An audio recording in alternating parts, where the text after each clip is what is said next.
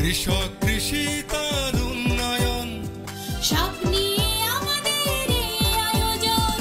বাংলার কৃষি, বাংলার কৃষি, বাংলার কৃষি। ফলবে ফসল ভরবে গোলা আরো বেশি বেশি।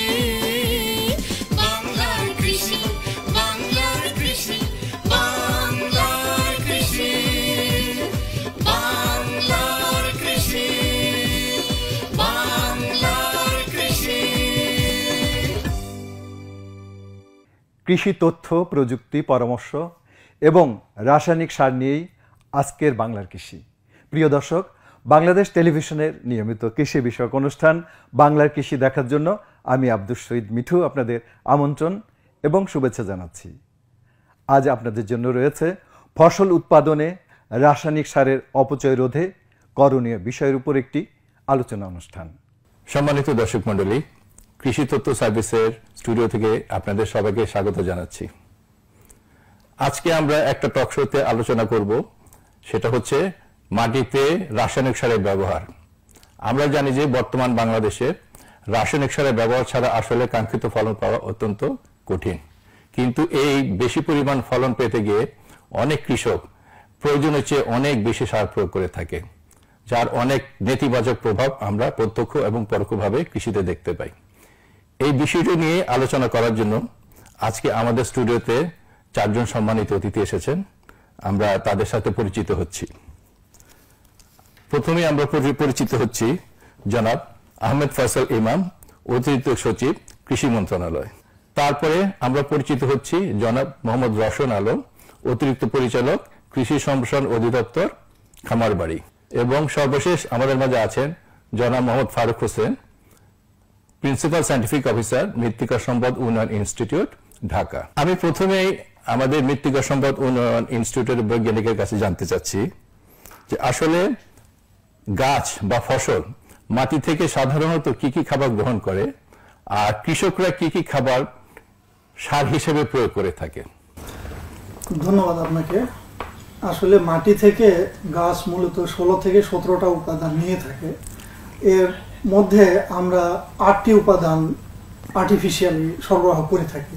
এই 8টা উপাদানের মধ্যে সবচেয়ে বেশি পরিমাণে যে উপাদানগুলো আমরা সরবরাহ করি সেটা হচ্ছে নাইট্রোজেন, ফসফরাস, পটাশিয়াম। এটা বেশি পরিমাণে গাছ গ্রহণ করে থাকে এবং অন্যান্য সালফার, বোরন, দস্তা এইসব মাইক্রো উপাদানগুলা খুব অল্প পরিমাণে গাছ নিয়ে থাকে। মূলত এই উপাদানগুলাই আমরা সরবরাহ করে থাকি। আচ্ছা, আমরা তো এতক্ষণ উপাদানের নাম শুনলাম, কিন্তু আমাদের একজন কৃষক আসলে সে কিভাবে জানবে যে কোনটাতে নাইট্রোজেন আছে, অথবা সুনির্দিষ্ট আপনি যদি কয়েকটা সারের নাম বলেন যে আসলে এই সারে এই উপাদানটা আছে, তাহলে আমাদের দর্শকদের জন্য একটু বুঝতে সহজ হয়। আমরা জানি কৃষকরা যখন সার ব্যবহার করে, বিশেষ করে ইউরিয়া যে সারটা সেটাতে নাইট্রোজেন থাকে, এবং ডিএপি যে সারটা সেটাতে আসলে 2টো উপাদান থাকে, একটা হলো নাইট্রোজেন এবং একটা ফসফরাস। এবং টিএসপি যে সারটা সেটাতে আসলে ফসফরাস উপাদানটা থাকে। এবং সালফার জাতীয় সার বা বোরন, দস্তা এগুলি সেই নামে আসলে এই সারগুলি বাজারে আসে। এখন একজন কৃষক অনবরত এই সমস্ত রাসায়নিক সার প্রয়োগ করলে মাটিতে এর কি ধরনের গুণাগুণগত সমস্যা দেখা দিতে পারে, অথবা কোনো নেতিবাচক প্রভাব আছে কিনা? আসলে আমরা যেমন খাই, ঠিক পরিমিত খাবার খেলে এবং পুষ্টিযুক্ত খাবার খেলে এবং সবগুলি উপাদান যদি থাকে, তাহলে আমরা বলবো সেটাকে ব্যালান্স ডায়েট বা সুষম খাবার। তো তেমনি মাটিতে যদি সুষম পরিমাণে, সঠিক পরিমাণে সার বা উপাদান থেকে থাকে, তাহলে সেটাকে বলবো আমরা সুষম পুষ্টি। তো সেক্ষেত্রে কৃষকরা অনেক সময় জেনে হোক না জেনে হোক, এখন আমাদের কৃষকদের অভ্যাস হয়ে গেছে অতিরিক্ত সার দেওয়া। যে পরিমাণে সার দেওয়া দরকার, তারা জেনে বা পাশে কারো দ্বারা প্রভাবিত হয়ে অতিরিক্ত সার ব্যবহার করছেন।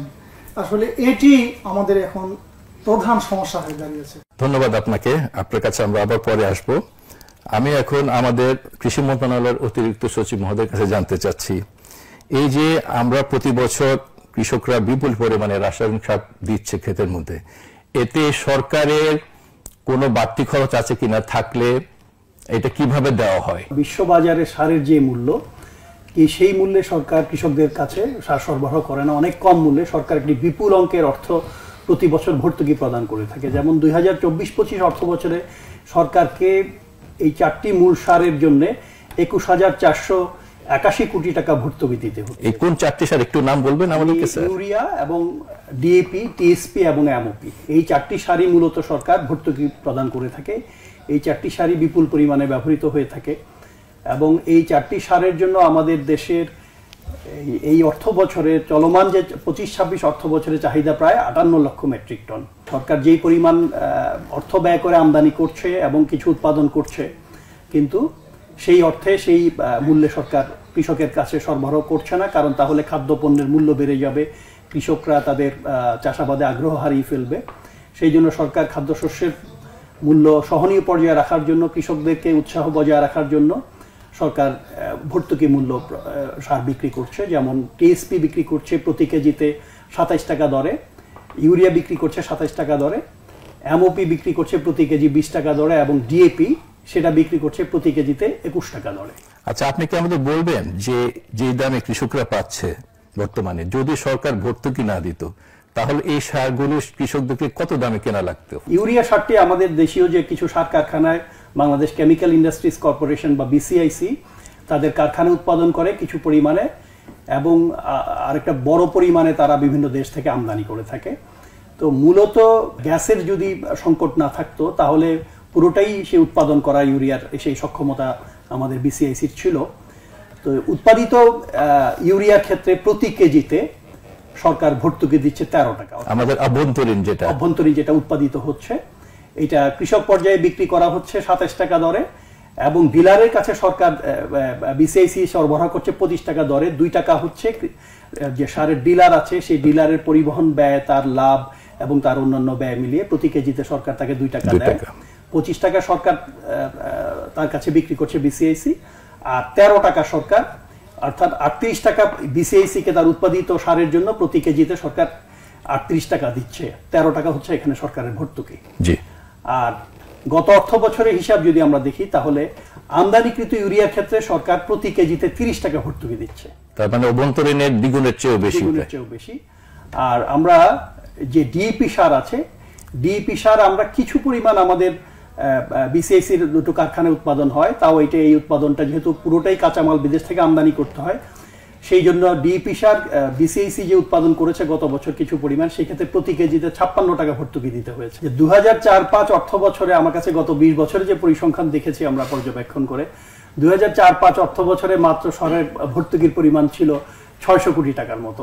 পরবর্তী 2-3 বছরে ছিল 1000 কোটি, 1100 কোটি, 1200 কোটির মধ্যে। এমনকি 2020-21 সাল পর্যন্ত এই ভর্তুকির পরিমাণটা ছিল 7000 কোটি টাকা। এটা ক্রমান্বয়ে বেড়েছে কারণ সারের ব্যবহার বৃদ্ধি পেয়েছে, আমাদের শস্যের নিবিড়তা বেড়েছে, কিন্তু সবচেয়ে বেশি আশঙ্কাজনক হারে বেড়েছে যে সারের অপ্রয়োজনীয় ব্যবহার, সারের অপরিমিত ব্যবহার, এবং এইটা আমাদের জন্য একটি দুর্ভাগ্যজনক বিষয়।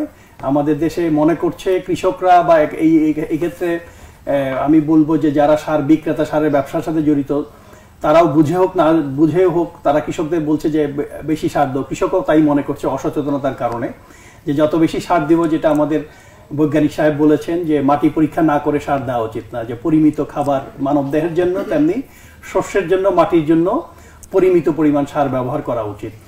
7000 কোটি থেকে একবারে এখন দেয়া লাগছে প্রায় 27000 কোটি টাকা বা 23000 কোটি টাকা। 24-25 অর্থ বছরে ইতোমধ্যে 27000 কোটি টাকা ব্যয় করা হয়েছে। এর মধ্যে বকেয়া, পূর্ববর্তী অর্থ বছরে কিছু বকেয়া বাকি ছিল, পরিশোধ করা হয়েছে। শুধুমাত্র 24-25 অর্থ বছরের জন্য 21481 কোটি টাকা হচ্ছে আমাদের কৃষকরা বেশি মাত্রায় ব্যবহার করছে। এছাড়াও কি আর অন্য কোনো কারণ আছে এই যে বেশি বিপুল পরিমাণ ভর্তুকি দেওয়ার? হ্যাঁ, এটা হচ্ছে বিশ্ববাজারে সারের দামটা স্থিতিশীল না, সারের দাম বেড়ে যাচ্ছে। দেখা যাচ্ছে যে 6 মাস আগে যেই সারের দাম আমাদের যেমন টিএসপির কথা যদি বলি, প্রতি মেট্রিক টন ডিসেম্বরে যে সার আমরা এনেছি বিএডিসির মাধ্যমে, তখন 440 মার্কিন ডলার ছিল। আর এখন আমরা টিউনিশিয়া থেকে যে গত সপ্তাহে যে সার আমরা এনেছি সেটা 602 মার্কিন ডলার। পরের সপ্তাহে আবার দেখা গেছে যে কমে আবার এটা 681-তে এসছে, আবার বেড়ে যাচ্ছে। আর পরের সপ্তাহে কোনো মানে প্রতি সপ্তাহে আমরা দেখা যাচ্ছে যে সারের জন্য আমরা চুক্তি করছি, এলসি খুলছি, কারণ সারের তো সরবরাহ আমাদের এটা নিয়মিত যে সাপ্লাই চেনটা আমাদের বজায় রাখার জন্য আমাদের নিয়মিত সার আমদানি করতে হয়। আমরা আপনার কাছে আবার পরে ফেরত আসবো। এখন আমি জানতে চাচ্ছি জনাব মোহাম্মদ রওশন আলম, অতিরিক্ত পরিচালক, এই যে প্রতি বছর এই বিপুল পরিমাণ ভর্তুকি সরকার দিচ্ছে, তার একটি অন্যতম কারণ আমরা বুঝতে পারছি যে আসলে কৃষকরা অনেক ক্ষেত্রে মাত্রাতিরিক্ত সার ব্যবহার করছে। কৃষি সম্প্রসারণ অধিদপ্তর বিষয়টা জানে কিনা, আর জানলে আসলে এই মাত্রাতিরিক্ত সারের ব্যবহার কমানোর ব্যাপারে কৃষি সম্প্রসারণ অধিদপ্তর কোনো ভূমিকা পালন করছে কিনা, এবং করে থাকলে সেটা কি আমাদের সাথে একটু শেয়ার করুন। ধন্যবাদ আপনাকে। কৃষক অতিরিক্ত সার ব্যবহার করে, রাসায়নিক সার বিশেষ করে, এর অন্যতম দুটি প্রধান কারণ। একটি প্রধান কারণ হলো আমার যে আবাদি জমি তার 46% জমি অধিক এবং অত্যাধিক অম্লীয় মাটি। অম্লতা একটা সমস্যা। আমরা জানি অম্লীয় মাটিতে উদ্ভিদের খাদ্য উপাদানগুলি সহজলভ্য হয় না। যে সারটা ব্যবহার করে সারটা ফিক্সড হয়ে যায় মাটিতে, অপচয় হয়। এরপরে আমাদের আবাদি জমির 72.5% জমিতেই খুব নিম্নমানের জৈব পদার্থ আছে। আমরা জানি যে একটি আদর্শ মাটিতে জৈব পদার্থ থাকার কথা 5%।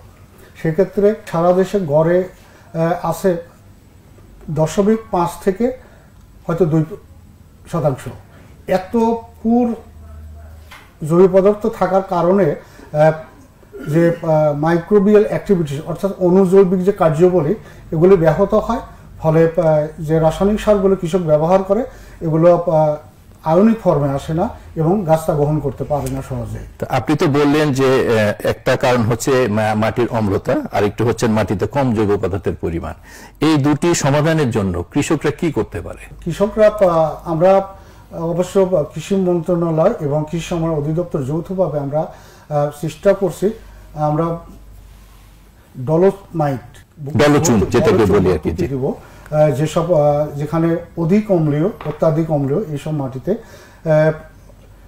আর জৈব সার ব্যবহারের জন্য অনেকে জানে যে কৃষি সম্প্রসারণ অধিদপ্তরের সরেজমিন উইং থেকে রেজিস্ট্রেশন দেওয়া হয় সারের। আচ্ছা, সে আমার উইংয়ে মাত্র 80 জন উৎপাদনকারী আছে। আমার সারা দেশে জৈব সারের প্রয়োজন 1,50,00,000 মেট্রিক টন। সেক্ষেত্রে গত 24-25 অর্থ বছরে উৎপাদন হয়েছে মাত্র 33 লক্ষ মেট্রিক টন, খুবই কম। আরো 100 জন উদ্যোক্তা আমার দরখাস্ত করেছে। আরো অনেক উদ্যোক্তা ইতিমধ্যে তৈরি হয়েছে, কারণ আমাদের 28টি প্রকল্প আছে কৃষি সম্প্রসারণ অধিদপ্তরে। সেক্ষেত্রে বেশিরভাগ প্রকল্পতেই ভার্মি কম্পোস্ট উৎপাদনের একটা বিষয় আছে। সেক্ষেত্রে আমাদের মাঠ পর্যায়ে অনেক উদ্যোক্তা তৈরি হয়েছে। আসলে আমাদের আলোচনাটি আরো দীর্ঘ, ঠিক আছে, আমরা হয়তো পরবর্তী সপ্তাহে আমরা আলোচনাটা আবার কন্টিনিউ করব। আপনাদের সবাইকে এই সপ্তাহের জন্য ধন্যবাদ। বাংলার কৃষি, বাংলার কৃষি, বাংলার কৃষি। অনুষ্ঠান সম্পর্কে আপনাদের যে কোনো মতামত আমাদেরকে লিখতে পারেন।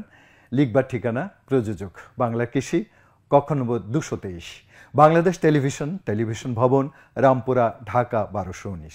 ইমেল বাংলার কৃষি 1314@gmail.com। Facebook Bangladesh television. ইচ্ছে করলে অনুষ্ঠানটি ইউটিউবে দেখতে পারেন।